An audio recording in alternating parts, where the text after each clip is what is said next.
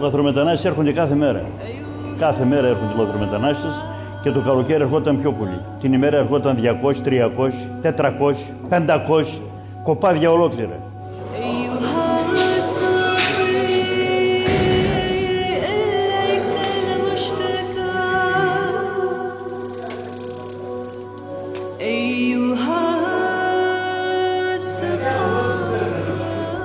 Στενοχώρια, νηστικοί, διψάτοι, υποφέρουν.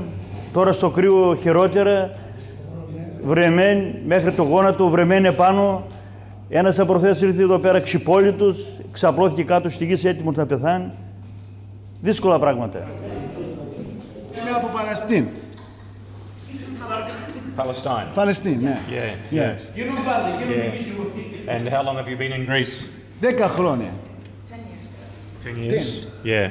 And your friend in Συρία. Συρία. Syria.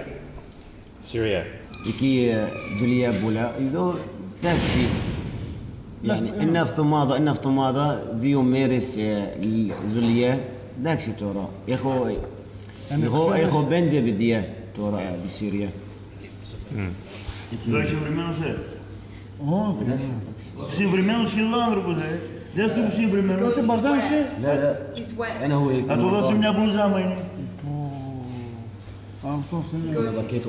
Very good εδώ. Καλό έρθει. Τσιγαρανό, πρόβλημα τσιγαρανό. Για σάκ. Για σάκ. Αλλά η Ελλάδα. Do you help people cross the border from Turkey? Ρωτάει το παιδί αν βοηθάς. Εγώ. Ω, και κανείς δεν θέλει. Τώρα Ελλάδα. Φουκαρά Ελλάδα. Τι τα κάνει η Ελλάδα. Όλα. Εγώ θέλω Ιταλία, Ελλάδα, Τουρκία, Ιράν, Ιράκ, Μαρόκο, Αίγυπτο. Όλα Ελλάδα. Γιατί η Ελλάδα έγινε μεγάλο πόρτα για Ευρώπη. Good luck. Good luck.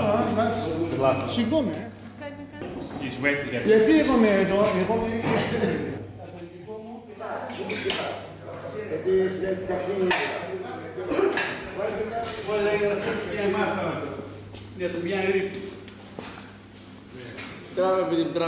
Ούτε φράχτη θέλει, ούτε τίποτα θέλει. Θέλει να καθίσει ο στρατός και να αναλάβει τις ευθύνες του. Ρωτάς, αλτίσι, δεν απαντάει. Το τι πυροβολάς και ξανά δεν πατάει κανένας εδώ πέρα. Αλλά για να επανέλθω στο πρώτο σας ερώτημα όσον αφορά το στρατό, εάν εμείς αναθέταμε στο στρατό να παίξει έναν πιο ενεργό ρόλο στα σύνορά μας με την Τουρκία, αυτό θα μπορούσε εύκολα να θεωρηθεί ως εχθρική πράξη προς την Τουρκία. Όμως το μήνυμά μας δεν είναι αυτό.